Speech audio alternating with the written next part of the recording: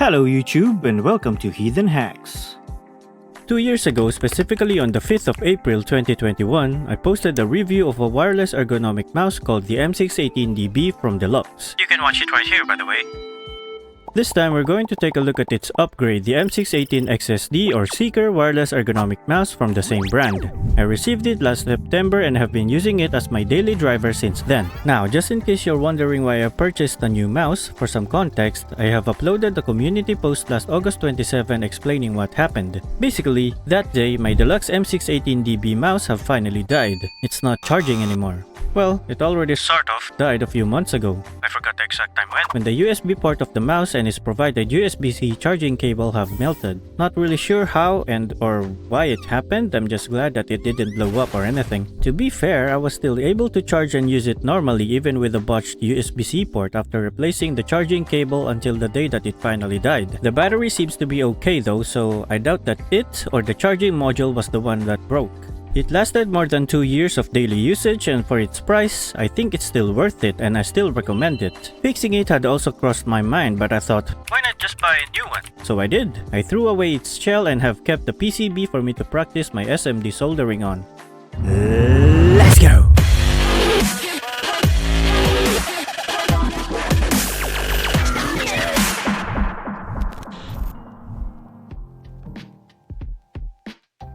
So it comes in a box like this. When compared to the M618DB's box, it looks like this one is from a different brand because it seems like they overhyped it a little. DELUX, SEEKER, Follow Nature, Better eLife.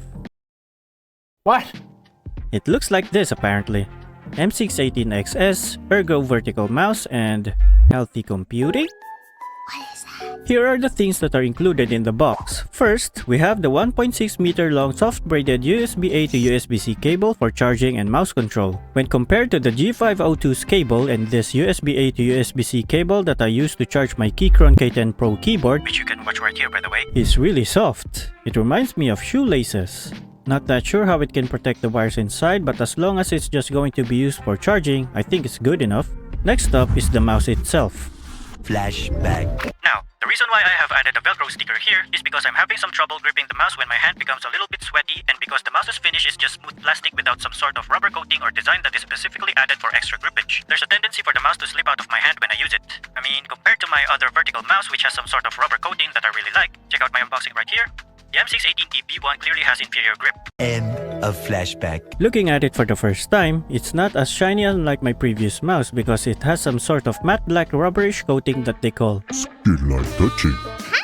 It seems that they've seen my review of the M618DB because one of my complaints about that mouse was the lack of grippage or rubberish coating on it. Upon closer inspection, it's also visible that the mouse wheel has some sort of hexagonal patterns for extra control so that it would not slip from your finger. This is the back of the device where the magnetic detachable back cover is attached to, where the RGB LEDs are located, and where the proximity sensor is installed. This is the thumb rest for extra grip and comfort. And as I have mentioned on my review of the M618DB, it was lacking some design specific for extra grip. So this one checks that proverbial box as well. Alright, let's try it out then. Ooh, that feels good. Here's the bottom side of the device. Similar to the M618DB, the M618XSD also has its own storage space or compartment for the 2.4G USB dongle. And just like the back cover and detachable wrist rest, this is also magnetic, which is really nice. This right here is the mode switch or button that we can use to change where the mouse is connected to either the USB dongle, two separate Bluetooth devices, or the other option that we will discuss later. This is the on and off switch. It's quite similar to the one on the M618DB. This rating is inaccurate though, I think. As you would see later on, the battery capacity on this thing is more than 500 milliamps per hour. Model M618XSD. This is the USB-C charging port. It has a total of 6 buttons: right mouse button, left mouse button, middle or mouse wheel button, the DPI switch, and then the forward and back buttons. Here's how they sound like. Left click, right click, middle click, scroll, the DPI switch, back and forward buttons, and horizontal scroll wheel, Okay, let's take this cover off for now. Here's the included solid back cover as a replacement for the one with the honeycomb patterns. It just snaps into place like this. Using this solid back cover keeps the RGB LEDs turned off and hidden. See? No RGBs anymore. Let's put this one back. Now here is the detachable wrist rest. It would just attach itself like that. And before we forget, of course, we have to remove these white stickers to make the mouse glide more easily. There we go! Much better! Look at how smooth that is! Let's turn it on again. One of its main selling point is the OLED screen where you can see the DPI setting, the mode used, and the battery level. An icon of the mode used is also displayed right here so that you can be sure that it is indeed connected to it. I just noticed this, but I think one of its battery saving or at least notification feature is to not turn on the RGB LEDs unless it is actually connected to something. See here, the device is currently turned on, but the RGB LEDs are turned off. To confirm my assumption, let's connect its dongle to a USB port. There we go! To change the DPI setting, we can just press this gray button right here. Hold up, let me turn off some lights. Just like the M618DB, it has a total of 5 DPI settings, going from 800, 1200, 1600, 2400, and 4000. Every press increases the DPI. The RGB LEDs at the back of the device would change their color momentarily after pressing the DPI setting button. Red for 800, green for 1200, blue for 1600, pink for 2400, and yellow for 4000. Aside from the OLED screen, I think another one of its selling point is the integration of a proximity sensor. So the RGB LEDs are turned on, right? Now if I put my hand close to it, see that? Pretty cool, eh? Nice. This is certainly the first time I've seen a proximity sensor used on a mouse. I guess it can be counted as a battery saving feature too because the RGB LEDs turn off even if it's connected to the computer via the USB dongle since the proximity sensor on the back of it is detecting my hand, prompting it to turn off the RGB LEDs as per its default setting. It turns on again for about 20 seconds after removing my hand, then it turns off again. The stock RGB LED effect is to just cycle all of its colors. According to the user manual, there are other lighting effects or settings, button settings, and macro settings available on its software. But frankly speaking, I'm not going to let it touch my main machine, mainly because I don't trust it, but also because it's not available on Linux. Then again, the link to the said software is not even a direct one, so you'd have to find it yourself on their website. And after downloading, I found out that you can't even install it on Windows if you do not disable some security features, which is a big red flag in my opinion. But I did it anyway, since I'm on a VM and the application looks like this. It doesn't detect my mouse though. Now let's talk about specs. First up are the dimensions. With the wrist rest attached, it measures at around 82mm or 3.23 inches in height, 166mm or 6.54 inches in length, and 97mm or 3.82 inches in width. Without the wrist rest, approximately 113mm or 4.44 inches in length and 74.6mm or 2.93 inches in width because the height is the same. Followed by the weight, the wrist rest itself weighs just 30 grams and the mouse weighs 130.4 grams. Combined, the whole thing weighs 160.4 grams. The complete technical specifications are a bit hard to find.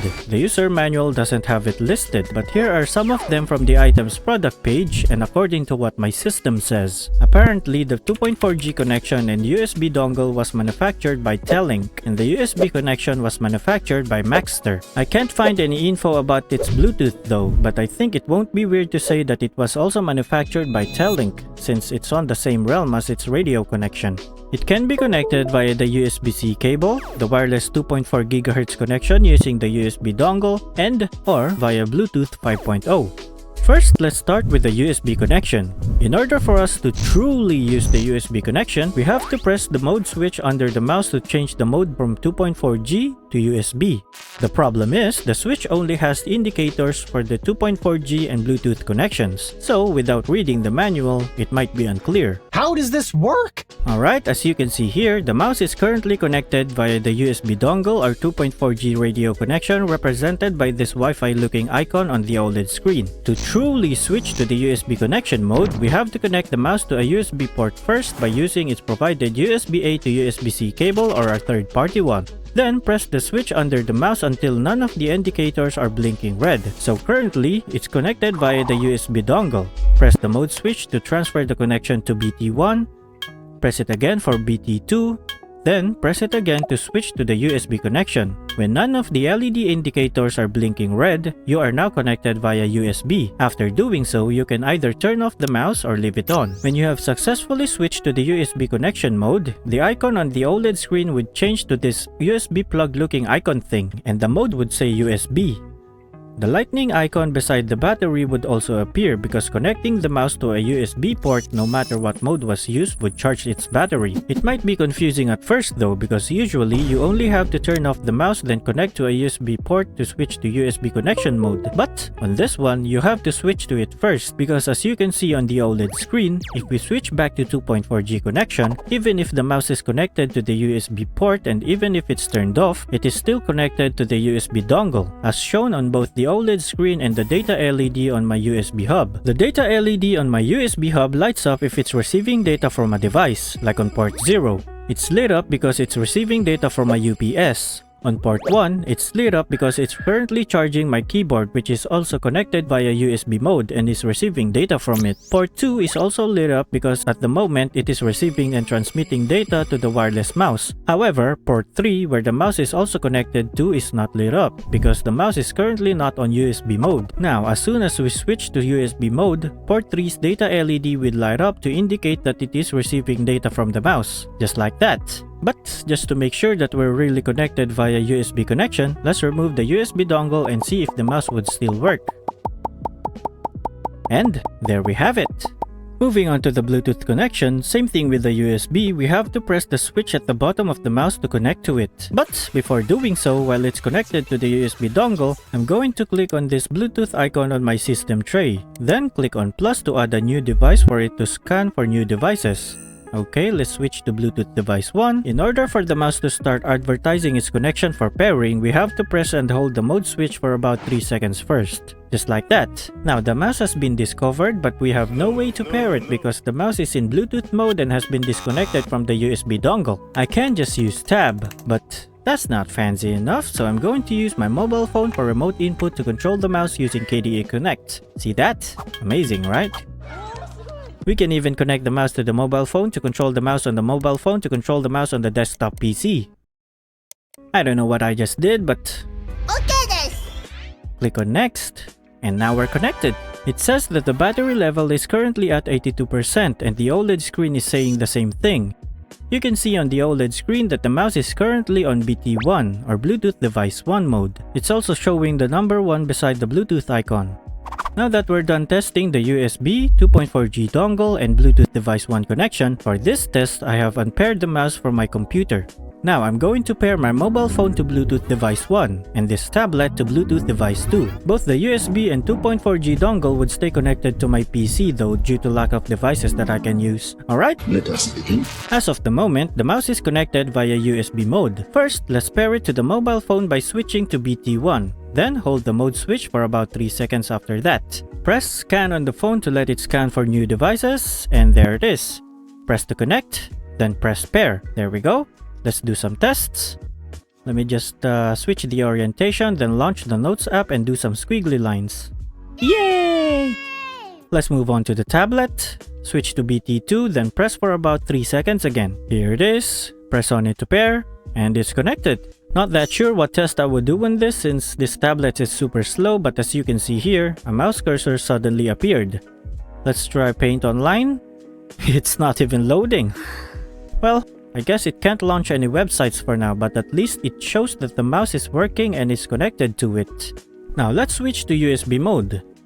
Do some squiggly lines here as well. Switch to 2.4G. Do some squiggly lines again. switch to Bluetooth device 1, do some squiggly lines, then switch to Bluetooth device 2. And there we go. I'm not too keen on dismantling it just yet to see what's inside because doing so would ruin the mouse feet. So for now, let's move on to testing the battery to find out how long it lasts on certain settings and how long does it take to fully charge it. Here's the simple testing procedure that I did. After the mouse's battery had reached 25%, I charged it until it reached 100%. After that, I turned on the proximity sensor and kept on using it for about 16 to 17 hours a day until it reaches the low battery status. Then, I did the same thing and charged it to 100%. Next time around, I disabled the proximity sensor. Doing so is like disabling one of its battery saving feature because the LEDs stay lit up even when using the mouse. It still turns off after a set amount of time though. So yeah, I used it again until it reached the low battery status and then charged it again to 100%. As I have mentioned earlier, the battery capacity that is written at the bottom of the mouse is not accurate. You'd find out why later on. So I waited for the mouse to reach low battery level first before I charged it because it has 77% of charge out of the box. I'm not sure why this is not on the user manual, but it blinks 3 times with the color red around every 5 seconds when it only has about 25% of charge left. I take it as an indication that it needs to be charged. So I charged it. I think it's a good way to let you know that you need to charge your mouse, but you don't need to hurry because it would still work even at that percentage. That way, even if you're in the middle of a clash or battle, you don't need to pause the game right away just to charge the mouse, which is excellent. I think it's the same with my Keychron keyboard because I can still use the keyboard for quite a while even if the red LED is blinking or when it says that it's low on charge. Now that we're on the topic, when I think about it, back when I was still using the M618DB, the only way for me to know that it needs to be charged was when I can't look around in-game anymore or when the cursor just appears from the screen while I'm working. Just like on my review of the Keychron keyboard, I'm going to use my USB tester. You can watch it right here, by the way. To monitor the status of the battery while it's charging, we're going to connect this one to my USB hub. Then, connect the mouse to it using its provided USB-A to USB-C charging cable. Alright, an hour has passed, and at the moment it's been charging with 0.63 amps of current or 630 milliamps at 5 volts, and it has received 638 milliamps of charge. After 2 hours, the charging current went from 0.63 amps down to 0.14 amps or 140 milliamps, and it had received 1145 milliamps of charge. I think at this point this is already fully charged because the charging current went down drastically, and because the battery of the mouse said so. Also, this is why I mentioned earlier that the writing at the bottom of the mouse was incorrect, because it said that the battery capacity is only 500 milliamps per hour, but in reality, it's more than that. The device's user manual also states that its charging indicator is located on this side inside the mouse. I don't know, but I think that that's not a good place to put it. It's quite hard to see in my opinion, so I'm just going to rely on the OLED screen. Okay, so it takes 2 hours for it to fully charge, and according to my logs, it takes about a week of usage before it reaches 25%. Speaking of which, you can turn off or deactivate the proximity sensor by pressing and holding both the left and right buttons of the mouse at the same time for about 3 to 5 seconds, after which the RGB LEDs would blink for 3 times with the color white to indicate that the setting has been changed. As you can see here, the mouse's proximity sensor is currently active because the LEDs turn off when it's detecting that something is near. Okay, let's press and hold the buttons for about 3 to 5 seconds. It blinked 3 times with the color white, and now the proximity sensor is turned off or deactivated. Let's activate it again. It blinked 3 times with the color white. There we have it. Now, if ever you wanted to deactivate the backward and forward buttons of the mouse, it can be done by pressing and holding the backward and forward buttons at the same time for about 3 seconds as well. They can also be activated again by doing the same procedure. See, right now the buttons are working as intended, but after pressing both buttons for about 3 to 5 seconds, they're not working anymore. The user manual also says that it's possible to change some LED setting by pressing the right mouse button and the back button at the same time, but I think it's only doable on Windows. In conclusion, it's no secret that I think this mouse is better than my previous one because it has features that I like and appreciate that my previous one do not have.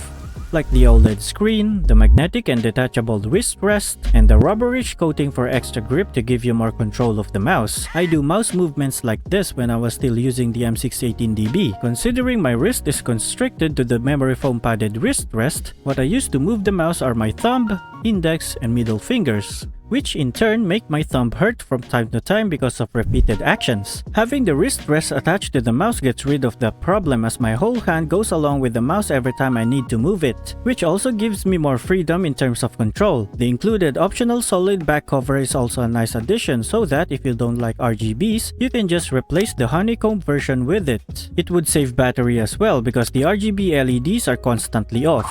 Both of the back cover and wrist rest being magnetic and detachable is a good thing too, since you have the option to set it up the way you want to using the provided options. Besides being faster to do, it gives you peace of mind that doing so would not break anything as it is held on by magnets and not clips or screws. The overall size and weight of the mouse when the detachable wrist rest is attached is indeed bigger and heavier when compared to the usual mouse size and weight, but after getting used to it, I've been quite fond of it. And now my memory foam padded mouse wrist rest, you can watch it right here by the way, is just in my drawer getting neglected. The rubberish coating on it does a wonderful job at preventing the mouse from slipping off my hand, even when it gets a little bit sweaty sometimes, which is just The OLED screen is by far one of my favorite feature of this mouse as it provides details that a normal mouse usually can't, like the ability to see what battery percentage it currently has. It can be really useful for judging when to plug it in for charging, like before looking for matches when playing a MOBA game or before starting a solo mission or campaign, so that you won't get interrupted while you're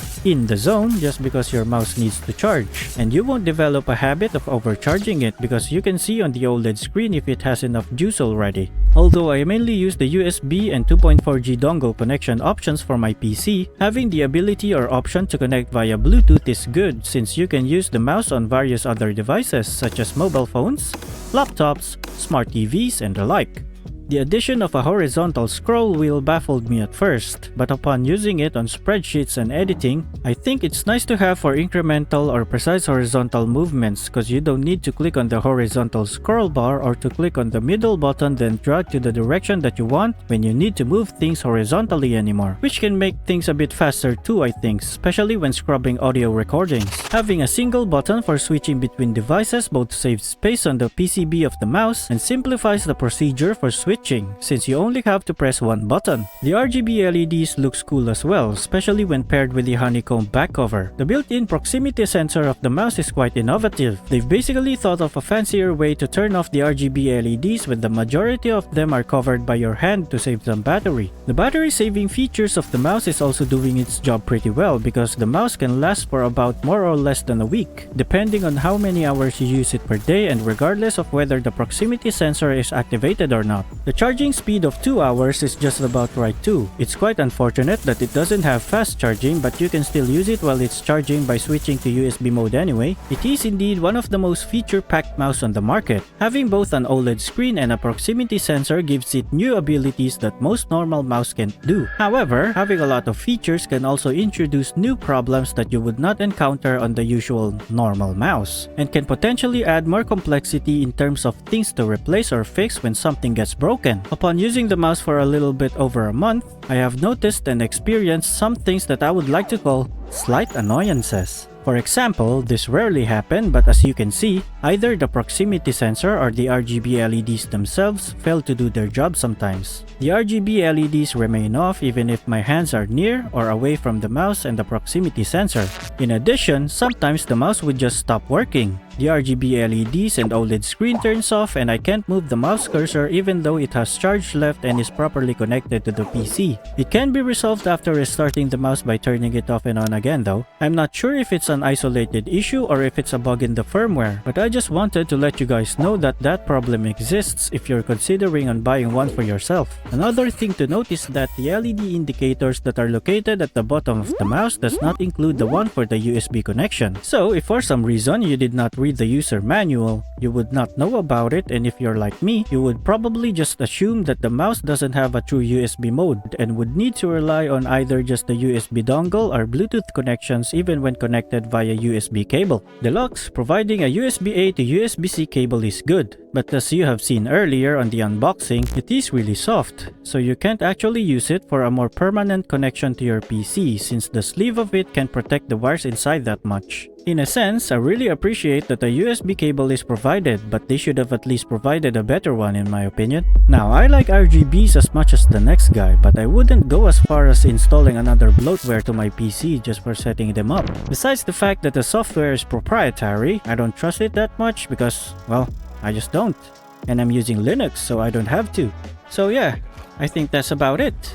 I tried to explore and test as much as I can, but due to some circumstances like not disassembling the mouse to preserve the mouse feet, I also failed to test if pressing a combination of buttons would change some LED settings because it would require me to download and install a driver on Windows, which, as I have said earlier, I'm on Linux, and I wouldn't even consider downloading and installing it even if my main machine's OS is Windows because, well, I don't trust it. Thanks for watching and see you again next week. Maybe. You're welcome.